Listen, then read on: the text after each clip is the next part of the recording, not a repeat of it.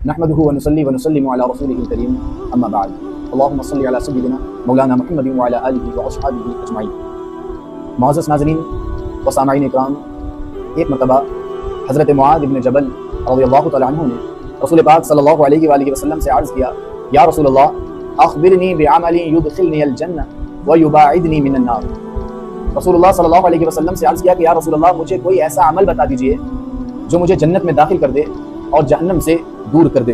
میرے آقا علیہ الصلوۃ والسلام نے ارشاد فرمایا، اے معاذ تم نے ایک بہت بڑی بات کے متعلق سوال کیا ہے، لیکن وہ ایسے شخص کے لیے آسان ہے جس پر اللہ تعالیٰ اسے آسان فرما دے۔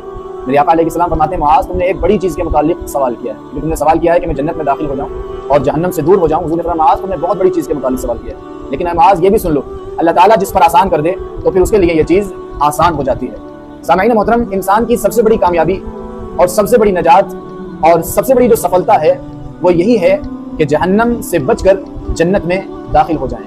قرآن مجید میں اللہ پاک نے ارشاد فرمایا، کل نفس ذائقۃ الموت، کہ ہر جان کو موت آنی ہے۔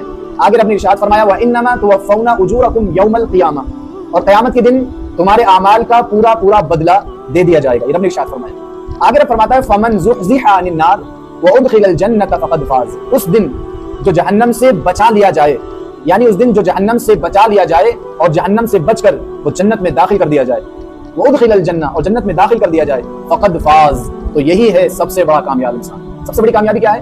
کہ جہنم سے بچ کر جنت میں داخل ہو جانا، یہ سب سے بڑی نجات، سب سے بڑی سفلتا اور سب سے بڑی کامیابی اور سب سے بڑی کامرانی ہے۔ لیکن سامعین محترم، جنت میں جانا اتنا آسان بھی نہیں ہے۔ قرآن مجید میں رب نے ارشاد فرمایا، ام حسبتم ان تدخلوا الجنہ، کیا تم یہ گمان کر بیٹھے ہو کہ جنت میں یوں ہی چلے جاؤ گے؟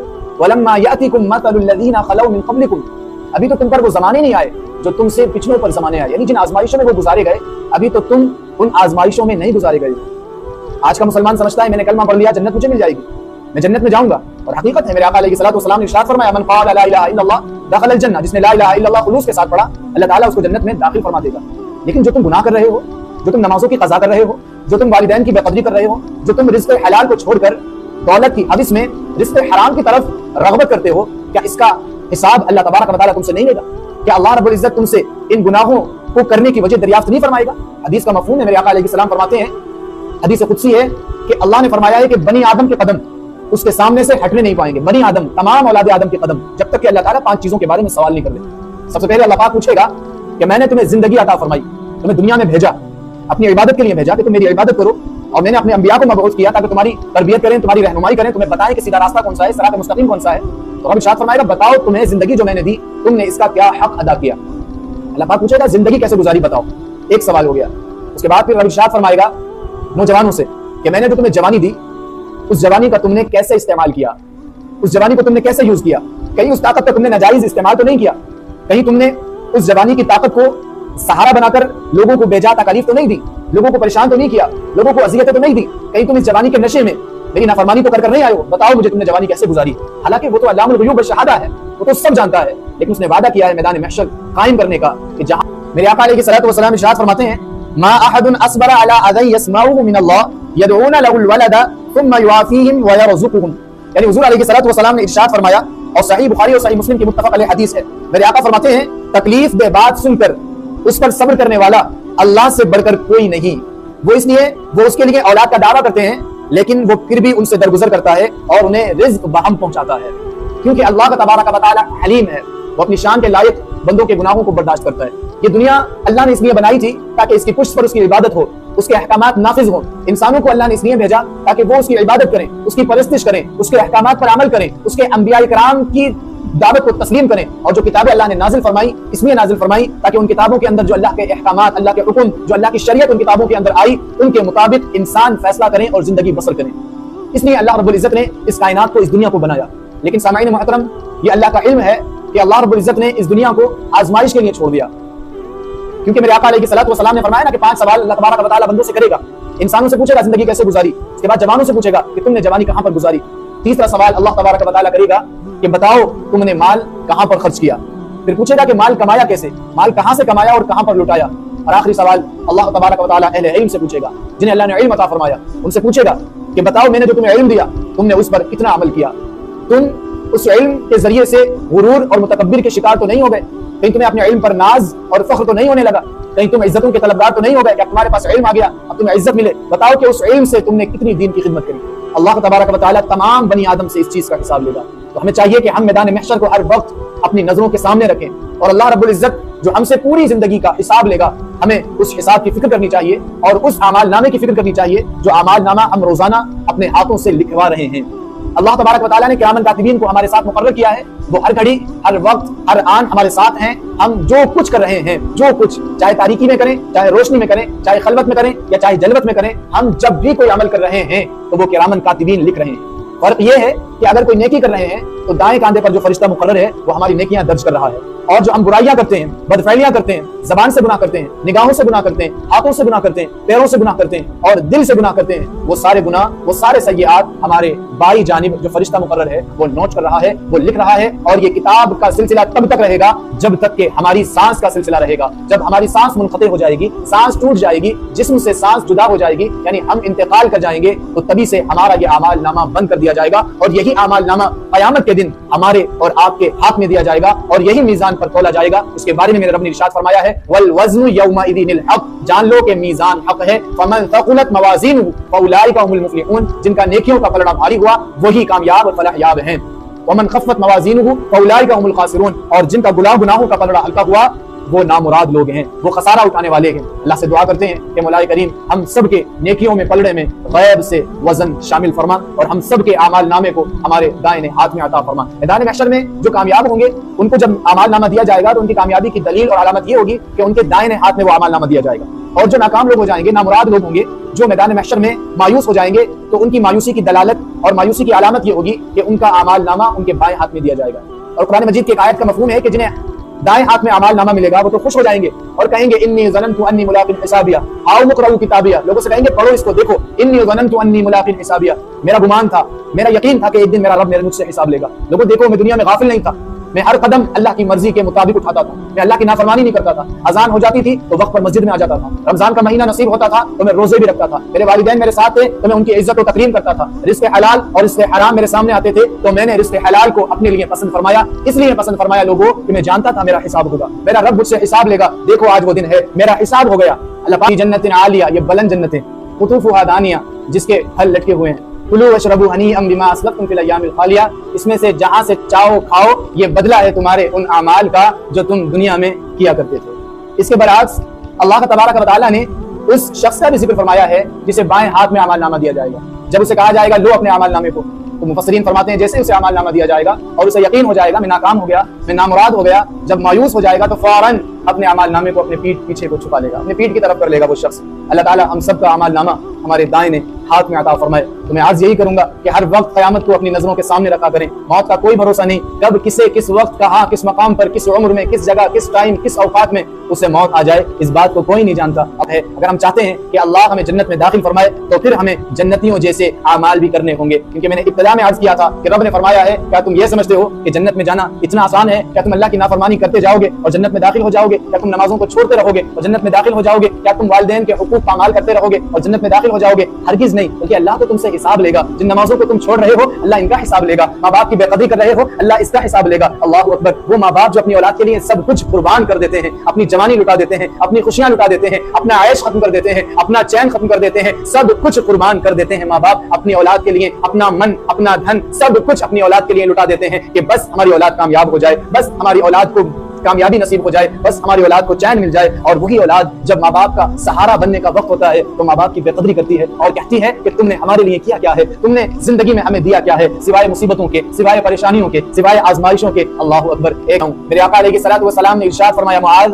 तुमने एक बहुत बड़ी बात के मुतालिक सवाल किया है। अल्लाहु अकबर। मेरे आका फरमाते हैं कितनी बड़ी चीज के मुतालिक मुआज़ तुमने सवाल किया है, यानी जन्नत में दाखिल हो जाना और जहन्नम से बच जाना, ये सबसे बड़ी कामयाबी, ये सबसे बड़ा एजाज और ये सबसे बड़ा शर्फ है। अल्लाहु अकबर। حضرت معاذ ابن جبل نے اللہ کے حبیب علیہ الصلوۃ والسلام سے سوال کیا، کیونکہ وہ جانتے ہیں کہ حضور علیہ الصلوۃ والسلام جو بات مجھے بتائیں گے، جو درس مجھے دیں گے، حقیقت میں اگر میں نے اس پر عمل کر لیا تو جنت میری منتظر ہوگی۔ اور یہ تو ویسے ہی صحابی رسول ہیں، جنت تو ویسے ہی ان کی منتظر ہے۔ یہ وہ صحابہ ہیں ان کے بارے میں میرے رب نے ارشاد فرمایا رضی اللہ عنہم ورضوا عنہ، اللہ ان سے راضی ہوا اور یہ اپنے رب سے راضی ہوئے۔ کہیں صحابہ کرام کی شان میں رب نے فرمایا اولئک هم المفلحون، یہ ہے فلاح یاب گروہ، اولئک هم الفائزون، یہ ہیں کامیاب لوگ، اولئک هم الراشدون، یہ ہیں ہدایت یافتہ لوگ۔ اللہ اکبر۔ حضرت معاذ ابن جبل میرے آقا علیہ السلام سے عرض کرتے ہیں یا رسول اللہ مجھے کوئی ایسا عمل بتا دیجئے جو مجھے جنت میں داخل کر دے اور جہنم سے دور کر دے۔ سامعین محترم، جب سوال اتنا عظیم ہے تو آپ تصور کریں پھر اس کا جواب کتنا عظیم ہوگا۔ اللہ اکبر۔ جب سوال کرنے والے صحابی رسول ہیں اور جواب دینے والے اللہ کے حبیب صلی اللہ علیہ وسلم ہیں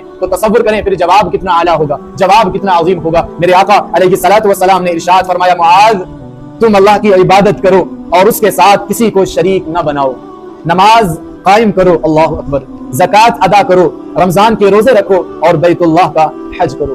میرے آقا علیہ السلام سے پوچھا گیا یا رسول اللہ جنت میں جانے کا عمل بتا دیں۔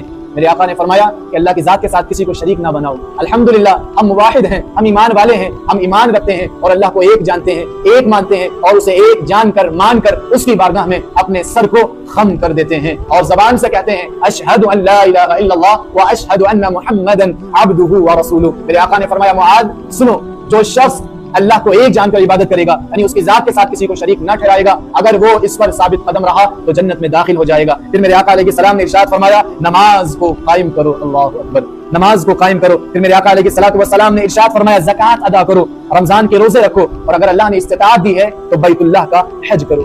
پھر میرے آقا صلی اللہ علیہ وآلہ وسلم نے ارشاد فرمایا کیا میں تمہیں ابواب خیر کے متعلق نہ بتاؤں؟ حضرت معاذ بن جبل نے عرض کیا یا رسول اللہ ضرور بتائیں۔ تو میرے آقا علیہ السلام نے ارشاد فرمایا روزہ ڈھال ہے، ڈھال۔ دیکھتے ہیں نا جنگ کے اندر جب جنگجو سپاہی اپنے دفاع کے لیے ایک ہاتھ میں ڈھال، اپنی سیفٹی کے لیے ایک ہاتھ میں ڈھال رکھتا ہے تو کل قیامت کے دن سورج سوا نیزے پر ہوگا، دھوپ کی بہت تیزی ہوگی تو یہ روزہ مومنین کے لیے ڈھال بنے گا، دھوپ کی تپش ان کے چہروں پر آنے نہیں دے گا۔ میرے آقا علیہ السلام یہی اشارہ دے رہے ہیں کہ روزہ ڈھال ہے، یعنی جو روزے رکھتے ہیں رمضان کے تو وہ قیامت کے دن روزہ ان کے لیے ڈھال ہے۔ صدقہ گناہوں کو ایسے مٹا دیتا ہے جیسے پانی آگ کو بجھا دیتا ہے۔ اور پھر میرے آقا علیہ السلام نے ارشاد فرمایا رات کے اوقات میں آدمی کا نماز پڑھنا گناہوں کو مٹا دیتا ہے، اللہ اکبر۔ رات کو آدمی کا نماز پڑھنا گناہوں کو مٹا دیتا ہے اور جنہیں ایک بار رات کو عبادت کرنے کا جو لطف ہے، جو مزہ ہے، جب ایک بار محظوظ ہو جاتے ہیں اس لطف سے، اس مزے سے، تو سامعین محترم وہ ساری عمر رات کو عبادت کیے بغیر نہیں رہ پاتے۔ جب ساری دنیا سوتی ہے تو وہ اللہ کے نیک بندے جنہیں رات کو جاگ کر عبادت کا لطف نصیب ہو جاتا ہے وہ اپنے رب کے آگے ہاتھوں کو پھیلا کر گریہ وزاری کرتے ہیں، کبھی نوافل پڑھتے ہیں، کبھی ذکر و اذکار کرتے ہیں، حتیٰ کہ دنیا سوتی ہوتی ہے اور وہ بندہ مومن اور وہ نیک صالح اللہ کے بندے اس کی بارگاہ میں گریہ وزاری کرتے ہیں اور روتے ہیں۔ دنیا نیند کا لطف لیتی ہے اور یہ نیک اور صالح بندے اللہ کی بارگاہ میں رونے کا، اس کی بارگاہ میں سجدہ کرنے کا اور اس کی بارگاہ میں قرآن کی تلاوت کرنے کا آدھی رات میں جو لطف ہے، جو مزہ ہے، اس مزے اور لطف کو محظوظ کرتے ہیں۔ اور فضیلت میرے آقا نے ارشاد فرما دی کہ رات کے اوقات میں آدمی کا نماز پڑھنا گناہوں کو مٹا دیتا ہے۔ اور راوی کہتے ہیں پھر میرے آقا علیہ الصلوۃ والسلام نے سورہ السجدہ کی آیت تلاوت فرمائی۔ کون سی آیت؟ میرے آقا نے فرمایا تتجافى جنوبهم عن المضاجع يدعون ربهم خوفا وطمعا ومما رزقناهم ينفقون، یعنی وہ نیک بندے جن کے پہلو، جن کی پیٹھ رات کو ان کے بستروں سے الگ رہتی ہیں اور وہ اپنے رب کو خوف اور امید کے ساتھ پکارتے ہیں اور اللہ نے جو رزق عطا فرمایا ہے اس رزق اللہ نے جو رزق عطا فرمایا ہے اس رزق کو اللہ کی راہ میں خرچ کرتے ہیں۔ اگلی آیت بھی میرے آقا علیہ الصلوۃ والسلام نے تلاوت فرمائی فلا تعلم نفس ما اخفي لهم من قرة اعين جزاء بما كانوا يعملون، یعنی کسی نفس کو نہیں معلوم کہ اللہ نے ان کی آنکھوں کی ٹھنڈک ان کے لیے کیا رکھی ہے، یعنی یہ صلہ ہے ان اعمال کا جو وہ دنیا میں کیا کرتے تھے۔ میرے آقا علیہ الصلوۃ والسلام نے نماز کی فضیلت بتائی، روزے کی فضیلت بتائی، حج کی فضیلت بتائی، زکوٰۃ کی فضیلت بیان فرمائی۔ پھر میرے آقا علیہ الصلوۃ والسلام نے رات کو جاگ کر جو اللہ کی عبادت کی جاتی ہے، اسے تہجد کی نماز کہا جاتا ہے، اس کا لطف بتایا، اس کی فضیلت بتائی اور اس کا مقام بتایا۔ پھر میرے آقا صلی اللہ علیہ وآلہ وسلم نے فرمایا کیا میں تمہیں دین کی بنیاد کے بارے میں نہ بتاؤں؟ اے معاذ سن لو، دین کی بنیاد، اس کے ستون اور اس کی چوٹی۔ میرے آقا نے فرمایا معاذ دین کی بنیاد اسلام ہے، اس کا ستون نماز، اس کی چوٹی جہاد ہے۔ پھر فرمایا میرے آقا علیہ الصلوۃ والسلام نے کیا میں تمہیں ان سب سے بڑی چیز کے متعلق نہ بتاؤں؟ اللہ اکبر۔ آقا نے توحید کا ذکر فرمایا، نماز کا ذکر فرمایا، زکوٰۃ کا ذکر فرمایا، حج کا ذکر فرمایا اور روزے کا ذکر فرمایا، رات کو جاگ کر کرنے والی عبادت کا ذکر فرمایا۔ اور اب میرے آقا علیہ السلام فرماتے ہیں معاذ کیا میں تمہیں ان سب سے بڑی چیز کے متعلق نہ بتاؤں؟ حضرت معاذ بن جبل رضی اللہ تعالیٰ عنہ نے عرض کیا ہاں یا رسول اللہ ضرور بتائیں۔ میرے آقا علیہ الصلوۃ والسلام نے اپنی زبان مبارک کو پکڑ کر ارشاد فرمایا کف علیک ھذا، کف علیک ھذا، اے معاذ اسے روک لو، اے معاذ اس زبان کو کنٹرول کرنا۔ اللہ اکبر۔ حضرت معاذ بن جبل کہتے ہیں فقلت یا نبی اللہ وإنا لمؤاخذون بما نتكلم به، یا رسول اللہ اس زبان سے ہم جو کلام کرتے ہیں، جو گفتگو کرتے ہیں، کیا اس کا بھی حساب لیا جائے گا؟ کیا ہمارا معاوضہ لیا جائے گا؟ میرے آقا علیہ الصلوۃ والسلام نے ارشاد فرمایا معاذ لوگوں کو ان کی زبانوں کی کاٹ ہی ان کے چہروں اور نتنوں کے بل جہنم میں داخل کرے گی۔ اللہ اکبر۔ سامعین محترم، یہ حدیث کتنی رقت انگیز ہے، جہاں میرے آقا نے نماز کی فضیلت، روزے کی فضیلت، زکات کی فضیلت، حج کی فضیلت، رات کو پڑھنے والی نماز کی فضیلت بیان فرمائی۔ اس کے بعد میرے آقا فرماتے ہیں معاذ اس زبان کو روک لو۔ اور میرے آقا کی ایک اور حدیث کا مفہوم ہے، میرے آقا علیہ السلام نے بیان فرمایا ہے لوگوں تم مجھے دو چیزوں کی ضمانت دے دو، میں تمہیں جنت کی ضمانت دیتا ہوں، میں تمہیں جنت کی ضمانت دیتا ہوں۔ پھر میرے آقا علیہ السلام نے فرمایا پہلی وہ چیز جو تمہارے دونوں دانتوں کے درمیان یعنی زبان ہے، اور دوسری وہ چیز جو تمہارے دونوں پیروں کے درمیان یعنی تمہاری شرمگاہ ہے۔ تم مجھ سے عہد کرو اور ضمانت دے دو کہ ان دونوں چیزوں کا صحیح استعمال کرو گے، جائز استعمال کرو گے، اگر تم اس پر ثابت قدم رہے تو میں تمہیں جنت کی ضمانت دیتا ہوں۔ سامعین محترم، آج ہمارے معاشرے میں نمازیوں کی تعداد کی کمی نہیں ہے، روزے رکھنے والوں کی تعداد کی کمی نہیں ہے، حج کرنے والوں کی تعداد کی کمی نہیں ہے۔ اگر کمی ہے تو اس زبان کو کنٹرول کرنے والوں کی، اگر کمی ہے تو اس زبان کا صحیح استعمال کرنے والوں کی کمی ہے۔ ہمارے معاشرے میں جہاں ایک جانب نمازی ہیں تو دوسری جانب وہی نمازی آپ کو کسی کی غیبت کرتا ہوا نظر آئے گا، وہی نمازی آپ کو کسی کی چغلی کرتا ہوا نظر آئے گا، وہی نمازی اسی زبان سے کسی پر بہتان باندھتا ہوا نظر آئے گا، وہی نمازی کسی کو گالیاں دیتا ہوا اسی زبان سے نظر آئے گا۔ وہ نمازی جو نماز میں کہتا تھا سبحان ربی العظیم، اے اللہ تو سب سے عظیم ہے، کہتا تھا الحمدللہ رب العالمین، اللہ کے کلام کی تلاوت کرتا تھا، اللہ کی تسبیح تحلیل بیان کرتا تھا، اب اسی زبان سے شیطانی وسوسوں میں پھنس کر وہ اس زبان کو گندی کر رہا ہے گالیوں سے، وہ اس زبان کو ناپاک کر رہا ہے غیبت سے، چغلی سے۔ ابھی تو میرے آقا علیہ السلام نے فرمایا اس زبان کی کاٹ کی وجہ سے بہت سے لوگ جہنم میں چہروں اور نتنوں کے بل جائیں گے۔ ہمیں ضرورت ہے کہ ہم نماز کی پابندی کرتے ہیں تو ہمیں زبان کو روکنے کی بھی ضرورت ہے، ہمیں اپنا استفسار کرنا چاہیے، ہمیں اس ڈیپ میں جانا چاہیے کہ ہم اس زبان سے کسی پر بہتان تو نہیں باندھ رہے، کسی کی چغلی تو نہیں کرتے، کسی کی غیبت تو نہیں کرتے۔ اللہ اکبر۔ غیبت کے متعلق میرے رب نے کیا ارشاد فرمایا ہے وَلَا يَغْتَبْ بَعْضُكُمْ بَعْضًا، اے لوگوں ایک دوسرے کی غیبت نہ